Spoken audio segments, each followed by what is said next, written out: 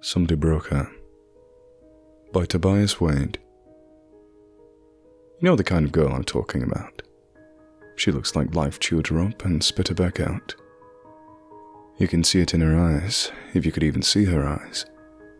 Her loose tangled hair covers most of her face and she's always staring at her feet. You can see it in her hunched shoulders, hear it in her mumbling voice.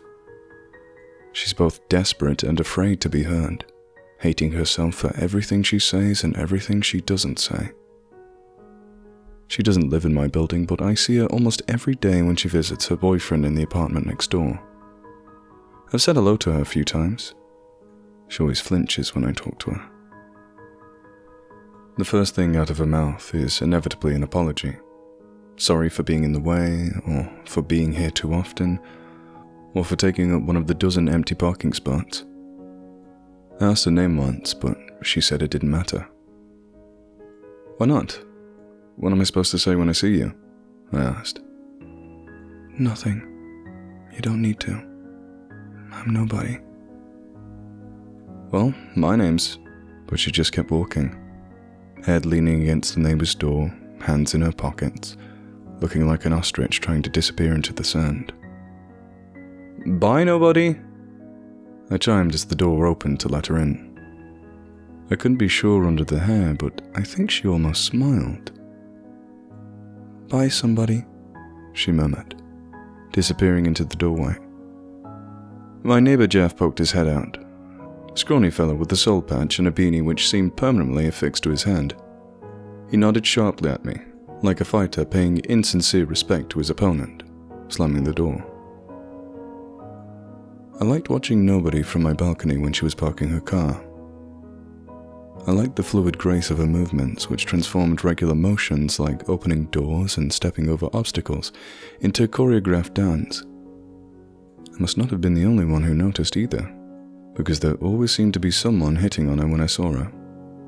Not even the charming kind either, fat oafs jumping out of their car like they were waiting for her, or pushy street rats backing her up against the building. I thought she was a prostitute at first, but she always rebuffed them so vehemently that I figured that wasn't the case. Often at night, I'd see her leaning on the railing of my neighbor's balcony, smoking a joint and staring off into space. I got the feeling that she was staring into a world that only she could see. But looking at her face, I also got the feeling that it wasn't a very pretty world. I wish I could see it too. Sometimes I'd go out on my own balcony and try and make an excuse for conversation, but she'd invariably duck back inside the moment she saw me. If I was lucky and she seemed to be in good spirits, I'd hear her, "Bye, somebody," before she went. A stupid joke, but it always made me smile. She couldn't have been happy, but I suppose it wasn't any of my business. I'd hear her boyfriend yelling at her through the walls sometimes, although I'd never hear her say anything back.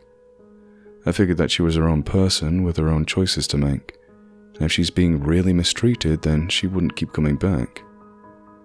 It's not like I had proof that she was being abused or anything. And what I did guess, I quickly dismissed as pity jealousy, resolving not to interfere with her life. That resolution lasted for about 2 months, but it ended last night. It was after dark and I was getting home late when I spotted nobody pressed up against my building. 2 men in leather jackets were several inches too close for innocent conversation, practically pressing themselves on her while she squirmed to get away. I honked my car horn at them, and one of them looked over his shoulder. Fat, stupid face, mouth hanging partway open. He stared at me for a few seconds before turning back to her.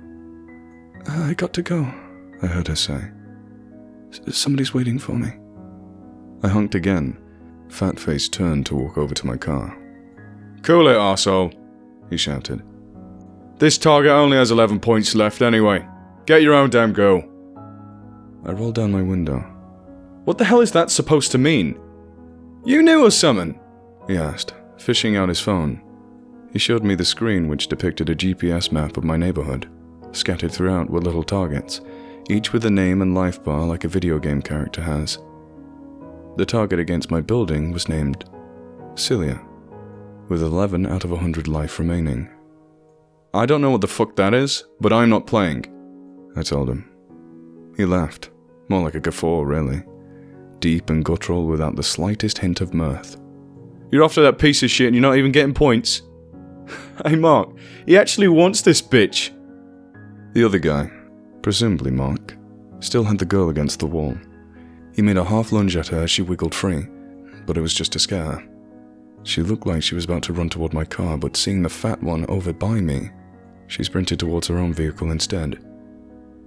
We all watched as she tore out of the parking lot, the biggest smile I'd ever seen plastered across her face.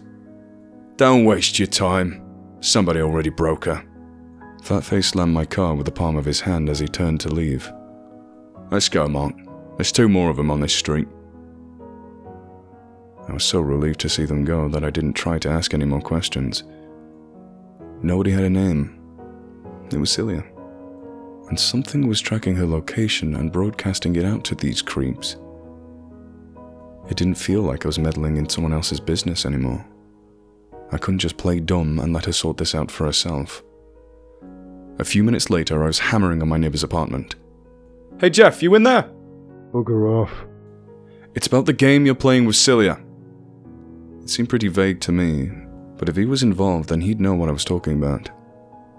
Loud shuffling like somebody was crossing the room in a hurry, and the door opened a moment later. He was wearing nothing but his boxers and his beanie, skinny body blocking the door. Yeah, what about the game? I hesitated, unsure what next to say.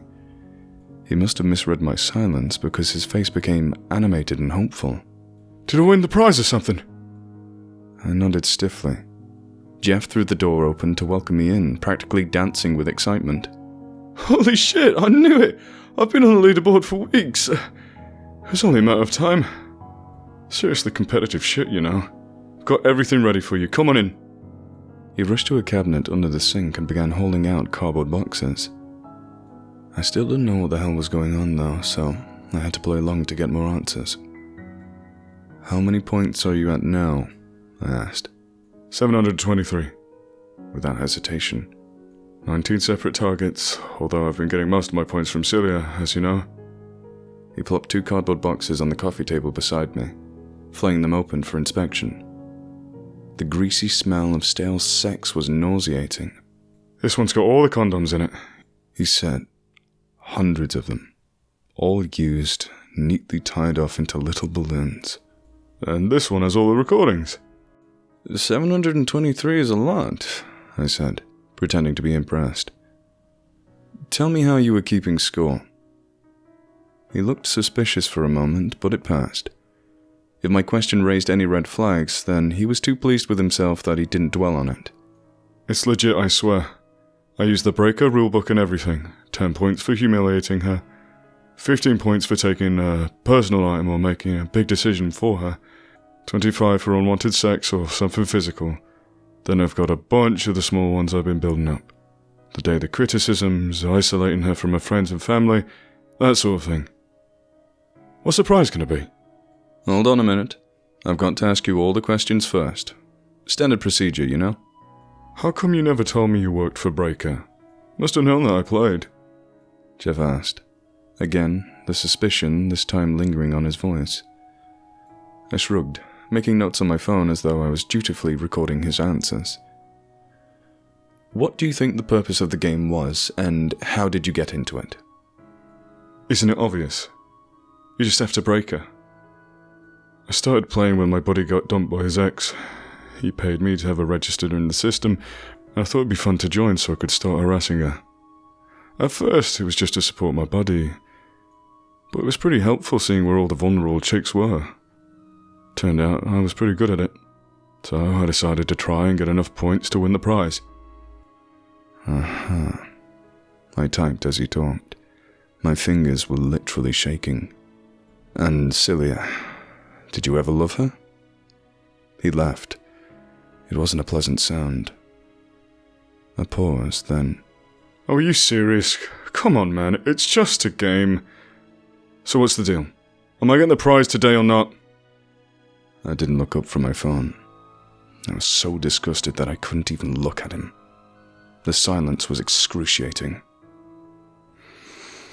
Is it legal? I breathed. Silence again, as both of us digested what I said. My cover was blown. You lying piece of shit. He grunted, protectively ripping his boxes away from me.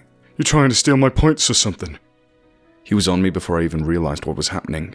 Bony arms wrapped around me, the momentum flinging me to the ground. He got in a good hit to my jaw before I flipped him on his back.